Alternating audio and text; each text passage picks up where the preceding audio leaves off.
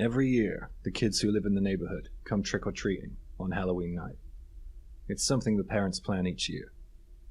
Open the door, year after year, to kids dressed as zombies and witches who would gleefully exclaim, "Trick or treat!"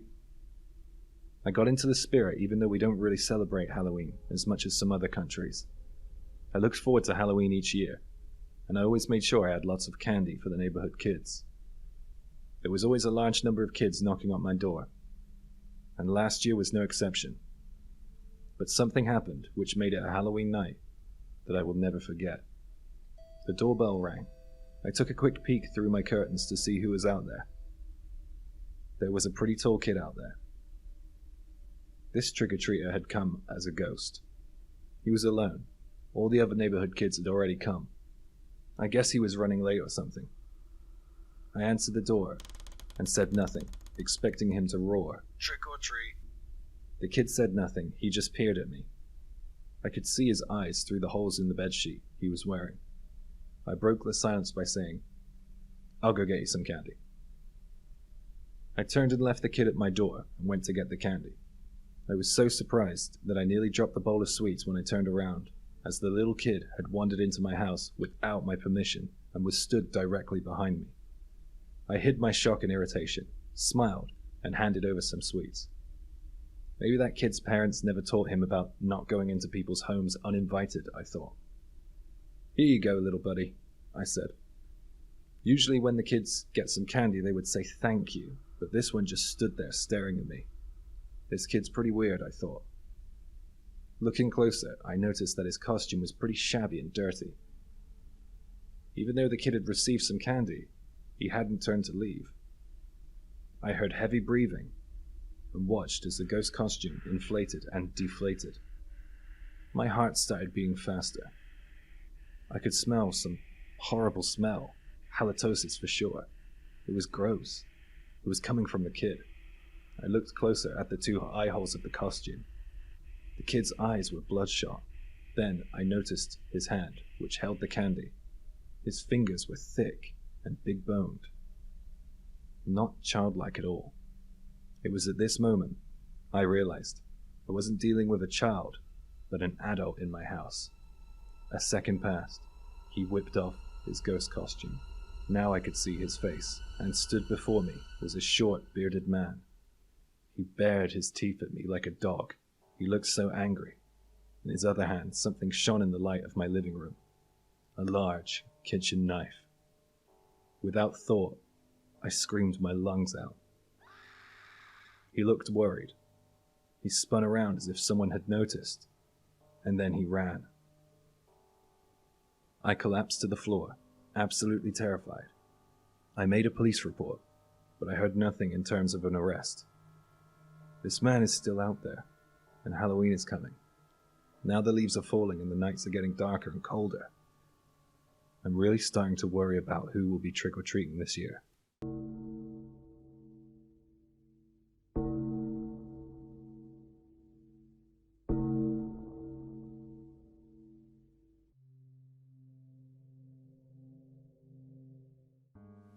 It was Halloween night in Shibuya.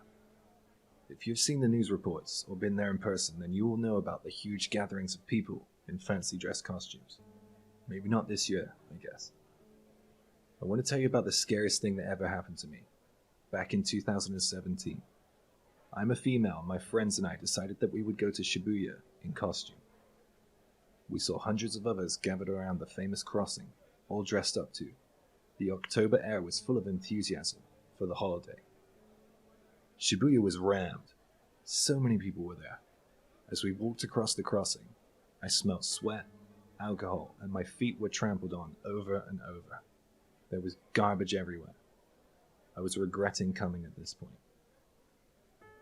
The oncoming crowd pushed past me, and it separated me from my friends. I started searching for them as best I could, but when everyone's wearing masks and costumes, it's difficult. Everyone was drunk and just stumbling around, and I didn't stand a chance of finding them. I decided to find a less crowded area, and there I would text or call them. Before I knew it, I was down an empty back alley. Perfect, no one around. I took a deep breath and tried to calm down and compose myself. I was pretty annoyed at the situation. I could still hear the noise coming from the crossing area. A shabby man ambled towards me and sat down close by. Had he been there the whole time? I wondered. I couldn't figure out if he was in a costume or what he was supposed to be. He kind of looked like a shaman or something. He had long greasy hair and his face was gaunt.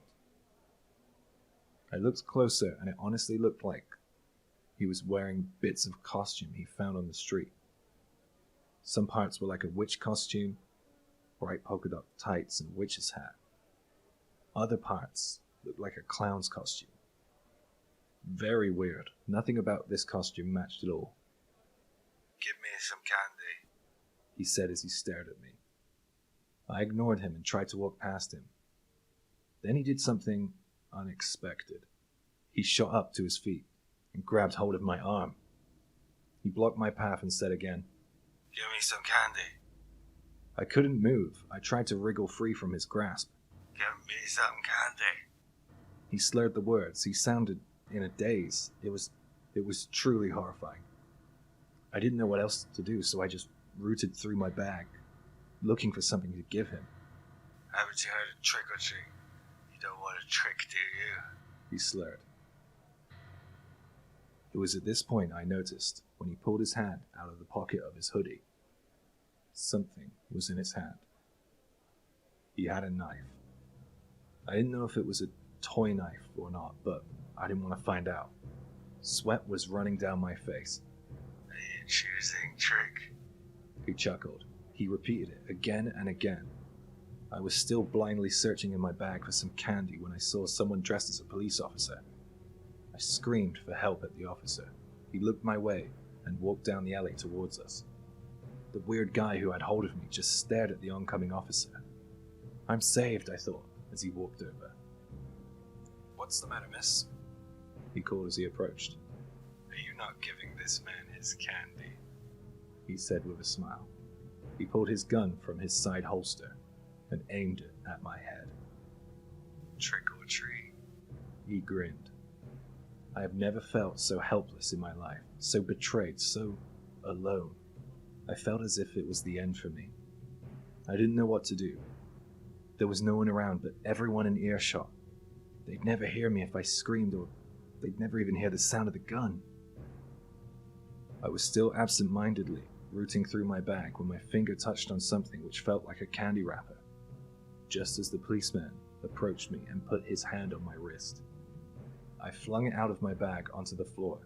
They both let go of me and scrabbled around on the floor to reach the candy. I ran as fast as I could back to the crowd of people, and eventually I was reunited with my friends. I have no idea what happened that night, who those people were, if it was a prank or if it was a real thing. Either way, it was horrible. I really do hope it was a prank. I was invited to Halloween in Shibuya the next year, and of course, I politely declined. Just because there are many people around in the center of a city, it doesn't mean that it's safe. Please take care out there, guys.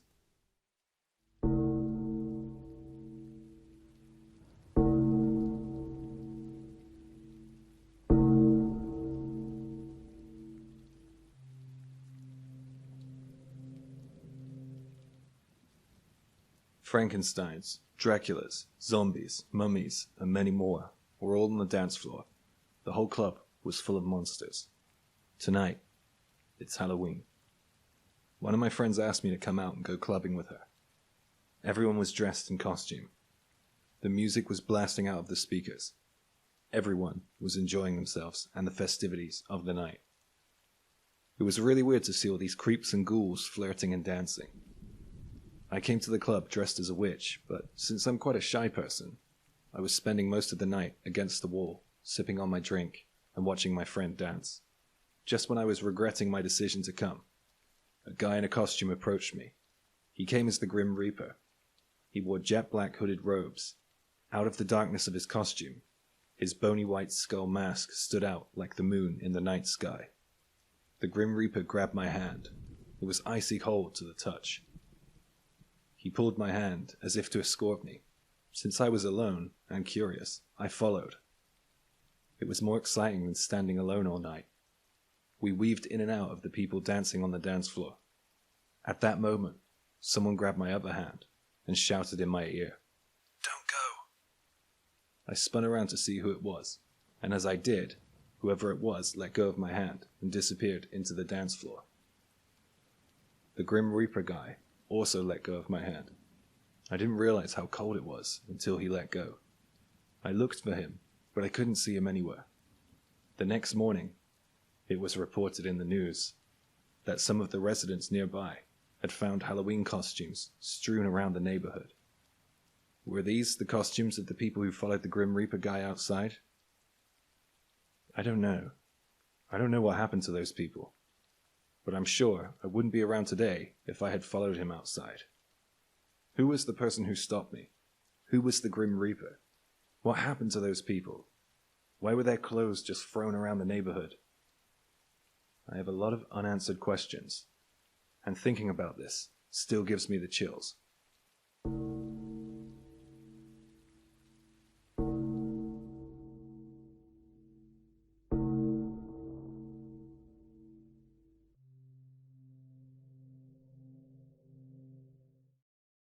This happened last October when I was on my way home from a drinking night with my work colleagues. I caught the last train home, and I arrived at my station as it came up to 1 a.m. It was Halloween, something I didn't particularly care about since we don't really do much for it here in Japan. I live in quite a rural area, so the station was empty, or so I thought. As I walked down towards the ticket gate, I saw a woman in a costume. A bit too old to be a trick-or-treater, I thought, as I drew closer to her. She was wearing a witch costume. She looked as if she was waiting for someone. At the moment I passed her, she abruptly called out to me, "Where do you live?" I continued walking. It was surreal. I just looked over my shoulder. She was stood there, staring at me. She had long, dark, messy hair, and I remember at the time only one of her eyes were visible through her hair. Yeah, that freaked me out. It was really bright in the underground station, but she seemed to bring a bit of darkness to it. I didn't know how else to explain it, but it felt like there was a light out above her head, where there wasn't. Don't get involved, don't respond, I told myself, as I upped my pace and headed out the exit. It takes about 15 minutes to get home from the station on foot, and at that time of night in my rural area, I knew there would be no one on the streets. It made me a little nervous. While I was walking home, I heard a dog howling, and my footsteps seemed to echo behind me. I kept looking over my shoulder. I turned a corner to see someone stood underneath a streetlight, a silhouette of a woman. I wanted to pass by quickly. Something was really off about tonight. First time I've ever been worried on Halloween. "Where do you live?" A familiar voice asked. Shivers raced up and down my spine. It was the woman in the Halloween costume from the station. I looked back, and she took a step towards me, and I just bolted. I ran, checking over my shoulder, as fast as I could. I ran out of breath and got a stitch. Too many goddamn beers. I had to stop. I was in a dark alley. I looked back. I couldn't see that woman anymore. I walked down the alley, relieved. "Where do you live?" I froze in place. What the hell was happening? I was shaking. I couldn't see her at all this time. I didn't even hear her coming. It sounded as if she was directly above me. I spun around in all directions. I was really panicking now. I shut my eyes for a second, and when I opened them, I saw her slowly walking towards me. "Where do you live?" Why? Why is this happening? My legs were trembling, even though I was still drunk. I've never felt like that before or since. I didn't know what to do. She wouldn't leave me alone, and if I walked home, she would surely follow me. So I just pointed to a random house across the street from the alley and blurted out, "There! I live there!" The woman in the costume turned her head slowly towards the house I was pointing at, and then smiled. She looked back at me one last time, still smiling, and then back towards the house. With the strange woman distracted, I took my opportunity and ran for it again. I looked over my shoulder to see if she was following me. but she was stood still, staring at the house I pointed at. She was so creepy. Was this some kind of Halloween prank? I had no idea, but I didn't want to find out. I got home and I triple-checked all the doors and windows were locked. I stayed up half the night, watching from the window to see if the woman was out there, but I didn't see her. Time went by, but I couldn't forget about the strange experience. I can't really remember her face. My memory's a little bit hazy. I got shivers every now and then when I thought about that night. A few weeks after the incident, on a Sunday, I was taking a walk with my daughter in the neighborhood, and I noticed a moving truck. The truck was parked outside the house I pointed at. Where do you live? I remembered that woman's voice, and I shuddered. I thought to myself at the time, it's a coincidence. The people who live there are just moving out, but I wondered if something happened to them that made them want to move out. The owners of the house came out holding boxes. They looked exhausted and miserable. I guess something could have happened. In the house, I saw the silhouette of a woman. No, couldn't be that woman, could it? It could. I just couldn't be sure. I grabbed my child's hand and started to walk away. I don't go anywhere near that house now.